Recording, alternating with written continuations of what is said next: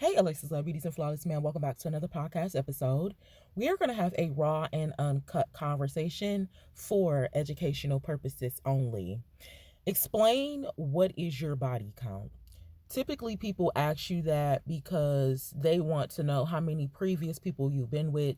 Some people prefer you to be very, very experienced to fulfill all of their fantasies and desires.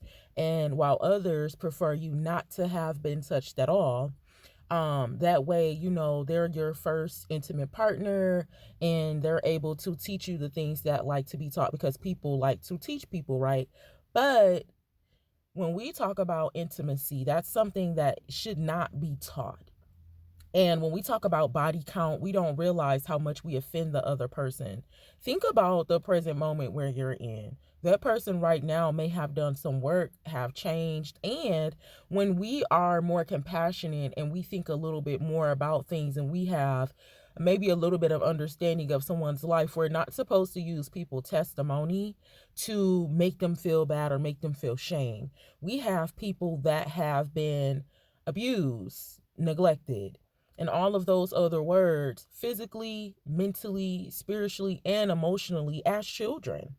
So a lot of the times when we come out and we're telling people our testimony, man, I used to do this back in the day, and someone judges you and they discard you as you're disgusting and you're ran through and all of these other words that we can call somebody a HOE, we fail to realize, well, let me hear some more of your story. That's because people don't really be caring about that. They be out for one thing. If somebody really loves you, they're not going to judge you off of that.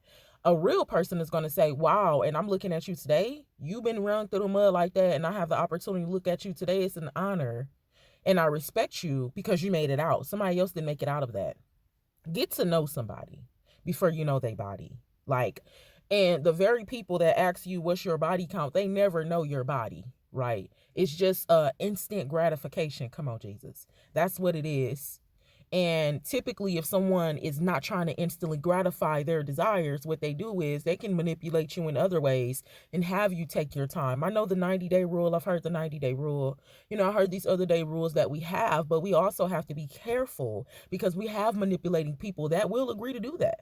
We have people that get in marriages and relationships all the time, and they agree to do that. They agree to be sober. They agree to be single. They agree to be celibate. They will agree to these things just to get you. People will go to far extents to manipulate you.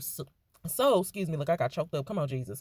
So, it's a two-way street. So, it's just being judged off of that is just a particular type of body of people that's going to do that, use that information against you. And also, the Lord did say multiple times throughout his word, we shouldn't be telling people about our past because it does ruin our reputation. We have to begin to break these things down. Like something may have happened to you as a child. Like sometimes people don't even understand why they're doing the things that they're doing. And when we hear their story, then we're able to, somebody trust you enough to tell you their story, tell you their testimony, tell you the deepest, darkest things that they experienced in their life that got them where they are today. Do not judge them because judgment is a dangerous game.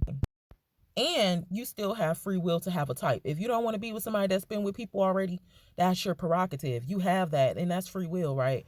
But when those conversations happen, don't judge anyone. Don't try to be manipulating and using them for what it is that you desire, right? When you get more mature and those questions, your zodiac sign and your body count and all of those things do not matter anymore because you have done the work on yourself and you can understand from another perspective, then those things won't even be a question. And what's going to happen is when you begin to go in these situations and when you do work on yourself, this is what happens. When you do work on yourself, you're going to realize that all the people you previously messed with was never your type. They were just your type because of the low areas that you were in your life. And then you suffering whatever you suffered with, it was just easily accessible. Come on, Jesus, for you to be able to do something to get that instant gratification. You probably didn't have someone that can counsel you, somebody that can lead you and guide you in the right direction.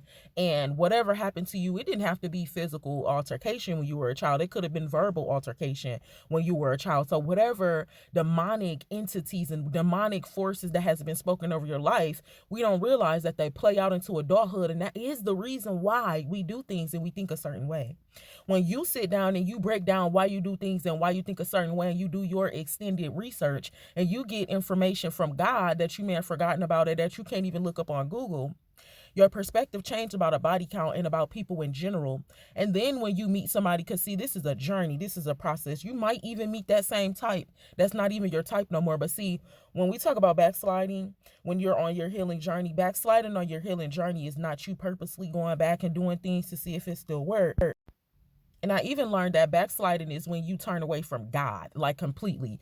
Not that you're in the midst of a trial or tribulation or a test and you're doing something and, you still might even be praying here and there. What we have to realize is God hears every thank you, Lord, every in the name of Jesus. So it's not that you're doing that and then you got up in some mess and then, man, I done messed up again. See, when you even start saying that, that's when you know that you are being aware, like, dang, I done messed up again. And now you're going to do something to this is an intentional relationship with God. So when you're on your journey and you begin to learn celibacy and abstinency and you begin to love yourself and treat yourself with more respect because you are tired of running into the same people, because you are tired of doing the same thing. The reason why we run into the same people and we do the same thing is because we think the same. We move the same and we have yet to do the work.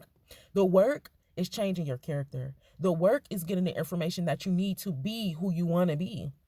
You want to be a better woman, you're going to figure out what better women do, not to be jealous, not to be in competition. You're getting the knowledge and you're applying that to your life. You want to be a better man, you're looking at better men, you're learning from people that's already where you want to be, not to be jealous, not to think that you can do it better than them, but because you're a humble steward and you want to learn. When you begin to do that self-work, you might mess around with somebody back in the day. Somebody might be able to spin the block because it's lonely at the top, even if you ain't all the way up there. And this time around, now that you're aware, now that you have your spiritual eyes open, something is going to be different this time. This is how we begin to pick out our type. It doesn't just be about clothes and the way you look and you 6'6" and, handsome brown with hazel eyes. On a deeper, more mature level, you're going to say, okay, my ex spent the block. I did end up messing with him, but this time I realized the reason I don't like him is because he doesn't have communication. So now, because see, typically what people tell you is to write that perfect person down, but what we have to understand is people can be fake. It's called deception. Beauty is vain and charm is deceit. So we have to understand that the devil, he wears multiple masks. So when we writing down this perfect person, that's not how it works. If we want to do this successfully, we want to attract that, we need to become that. And I know people keep saying that, but that's how we break it down. We'll get into that in another conversation. But for this conversation, your type changes because you have went back and it's subconsciously. The reason why we go back is because we're still either working on that or we haven't worked on that at all. So the same type of person keep popping up because you have not worked on that and you're in the midst of working on it and it's a test. And this time they came back around is to show you what you don't like. Throughout my journey, I've had that happen a couple times, and each and every time I went back, I was mad. I'm like, bruh, come on, man. How'd I get caught slipping out here? You feel me? Like, the girl can't get caught slipping. That was way too easy. But listen, you know what I don't do? I don't beat myself up because I understand from a different understanding now. And what's happening is the God is showing me this is why you don't like that. This is why you don't accept that type of person. This is why you don't need to be saying certain things in your prayer. So he shows you things. He keep you safe. And at the appointed time, he's going to know when to remove you from that. So this is why it's always good to keep God close, because he know the time and the hour. He's not going to put too much more on you than you can bear. The reason why we think it's so much more than we can bear because we're not paying attention. We're not picking up the signs and the wonders that he's given us, the gems that he's given us.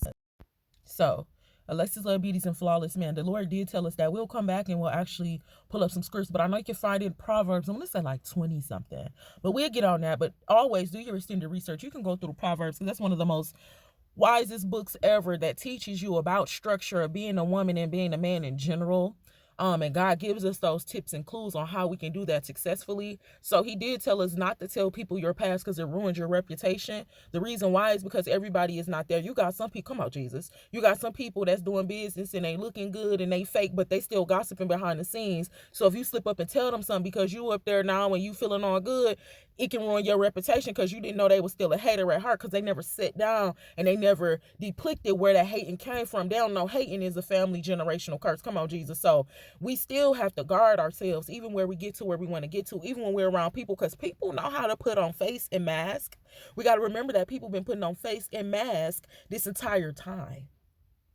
So when we're not involved with people that are emotionally intelligent, Involved with people that are still not connected with themselves at all or no form of intelligence, then you run the risk of somebody ruining your reputation. So we can just keep that secret. When we begin to do different things and new things in our life, and we invite God into our life so he can actually show us our type, so God can actually show us our hobbies, because I promise you he can do it for you, because he did it for me. You won't even like stuff. You just have to be open-minded and let God show you things.